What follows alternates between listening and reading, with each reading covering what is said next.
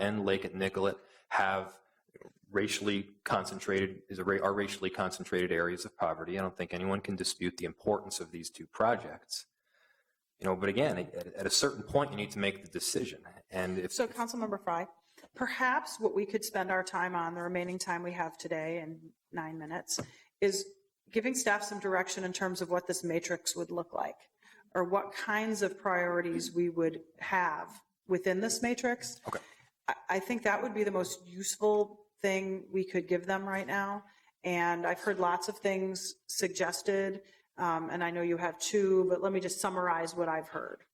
What I've heard is projects that are in areas of market failure that happen to be located in or near areas of racially concentrated poverty that meet our sustainability and equity goals, that are actually financially feasible, that have good public to private leverage, that don't use every bit of resource we have available. So that's a leverage issue as well. That we own. Potentially projects that are TOD with a priority on property that we already own. I'm not going to be picky. People can toss things out. You don't have to raise your thing to toss something out if you want to toss an idea out. Councilmember Bender, do you have an idea you'd like to toss out? I do think, and I guess I just in order to try to help move this forward, my suggestion would be that you consider working a little bit more closely with the chair or vice chair and trying to figure out how to bring this forward. I'm happy to have a conversation, but there's going to be an unpleasant conversation. Ironically, we have these conversations in zoning and planning fairly frequently, and there's never like axes drawn. Which comp plan comes first? Whose small area plan gets taken up? How do we prioritize things within our master plan? Staff and planning can't do every single zoning code amendment change that everyone wants, and there's a list and it's prioritized. So I do think it's possible to have a list of top city priorities. From where I sit, it probably cannot exceed 3, maybe 4, that there's a list of major development projects that staff are directed to work on, and that might be another 12. And then there are projects that require some city involvement but not massive staff attention, and that might be another 10. So I would urge you to look at it in a way where there are actual top city priorities. Actual specific projects, it's probably going to be 3 off this list or 4 off this list, but 6 is not a list of top priorities. 5 is not a list of top priorities. 1, 2, 3 maybe, but no more than that. And then all of these other projects that are hugely important, South Lindale, Shoreham Yards, the impound lot, would be on a list of development priorities, but wouldn't be top projects worthy of a multi-million-dollar tax increment proposal. And then there's the secondary list of what Mr. Taylor is talking about, which is the list of things that staff's actually working on.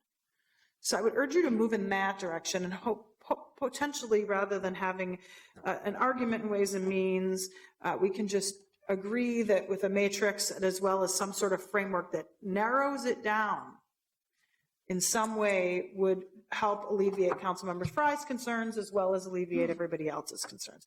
Let me just call on Councilmember Frye, since he's the one that has a motion on the table. Thank you, Madam Chair. So what I will do is change the staff direction up to incorporate the concepts that Chair Goodman addressed, 1, and 2, I'll add to that. I don't just want this to be narrowed down to a list of 3 or 4 priorities. I want to rank so that it's exceedingly clear what is, at least according to staff, the number 1 priority and the number 2 priority and the number 3 priority if you decide to go that deep. I've just seen too many occasions when we can't agree on the direction, and because of that, nothing actually happens, and it's getting so ridiculously frustrating. We need to determine what our frickin' priorities are in Councilmember Goodman's terms. My staff direction is to move forward with some research to address the concepts put forward by Councilmember Goodman. Criteria. So to look at the criteria that Councilmember Goodman put forth, 1, and 2, to develop a priority list in rank order, 1 through 3. Chair Goodman, Councilmember Frye, thank you. We have the staff direction for that. I do also think it's important to note for the committee that the reason this list is the list that you received is that there has not been a prioritization. Right. So I appreciate and really value the direction to go forward and help provide the information to help make that decision. The other piece that we have been a little bit light on discussing today is that there are funding sources that are available only for specific purposes that may relate to projects that don't come to the top of the list. So as we go into this, and as Councilmember Goodman so clearly articulated, what's financially feasible is only going to be subject to whatever legal constraints are the funding sources that are eligible to pay for it. So it will end up by nature being more complicated than just picking a 1, 2, and 3, because there will be, what's ready to go. Well, it depends on whether or not we've accumulated enough tax increment financing resources to do it, and which check do we want to write first? Do we want to write it out to this project or to this project? So that will be another component in there, and I think that'll be an important piece. Ms. Christensen, I completely agree with you, and it sort of highlights the point, which is at some point you can't look at an objective criteria and determine what is priority 1, priority 2, and priority 3. It becomes a political decision, one that we are in the position to make. So we can mess around for a few months holding the process up to come forward with some form of criteria where we're all going to argue for our respective projects, right. Or we can make a decision, which is what we'll inevitably do anyway. And that's for you. So I'm fine with coming forward with the criteria. If that's really the direction that the committee wants to go, fine. That'll just give some additional ammo for each one of us to scream at each other.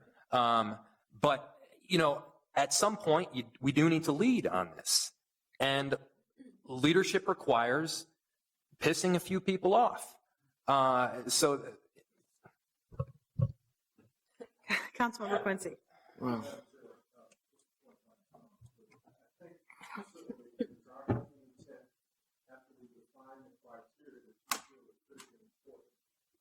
in alignment with those projects, that council members would determine how they want to prioritize those projects, not staff, because they may not meet your expectations. We would prefer that council members own the process by which they determine which projects are the top priority. In the sea of 20 or 25 different projects, we would prefer that council members collectively make that decision. Well, I would prefer I make all decisions with regard to the use of tax increment 2 without your staff telling me their opinion, but it doesn't work that way. So that's what they're paid more than me for, to figure out what the projects are based on a matrix that rise to the top list and make a recommendation. And if we make changes to that recommendation, fine, no harm, no foul. There's nothing personal taken there. But you know what? If you'd let me make all those decisions without somebody else determining what the potential pros and cons are of some TIF district, there wouldn't be another one ever in the city of Minneapolis. So I don't think that you should be saying, we're going to give you a list of 25, you pick the top 3. That is not what we're expecting. Sure. And if you want some further feedback with regard to what you call the top 3 and how many are in the next tier and what resources you put into the next tier in terms of staff resources, I'm happy to talk to you about it.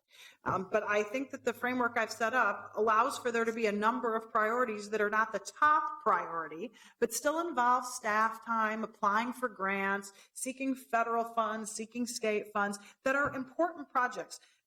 I would guess that for Councilmember Cano, High Lake, the situation in High Lake is probably a pretty important project in her ward and probably comes up on the list of these larger development projects that have staff time that are applying for grants, but it's not the city's top priority. So there has to be a differentiation, and it's okay to rank them. Sure. That's what we're here for. But don't come back to me and say, here's 20, you pick. Absolutely. Just want to be clear on that. We can certainly approach it that way. Thank you, Madam Chair. Councilmember Quincy. I think this has actually turned into a very productive conversation. I know the report's not as easy and as tight as we normally would expect something, but it's opened up the conversation. So if we weren't looking at an April 1st deadline to have this preliminary status report, we wouldn't have had these conversations. So I think that's generally positive. On this direction that you're putting forward, Councilmember Fry, often those staff directions work really well in some terms of time frame. Is there a time frame associated with that, or is that incorporated in with by the June 1st if we do that to the June 1st, can we expect that that staff direction will be part of the June 1st presentation? Thank you, Councilmember Quincy, Madam Chair. Preferably, we'd be able to have this back before June 1st, but I'd like to defer to staff to see what is feasible.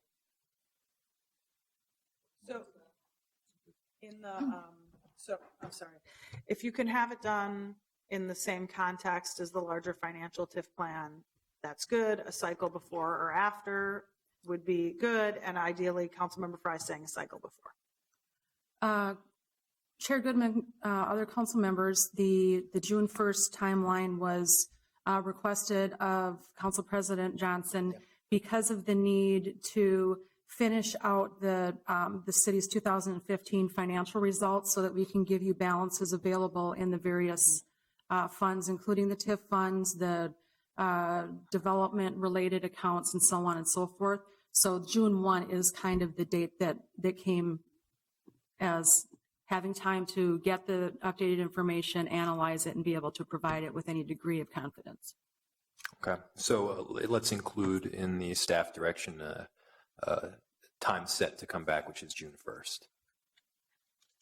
A cycle before or after. Cycle. Yeah, somewhere in that range. Are there, I don't think that we need to have a vote on the staff direction. I think it's pretty clear what everyone is thinking. Are there any other comments or questions? Okay, that was item number 25 as a discussion / receive and file. Seeing no further business before us, we are adjourned.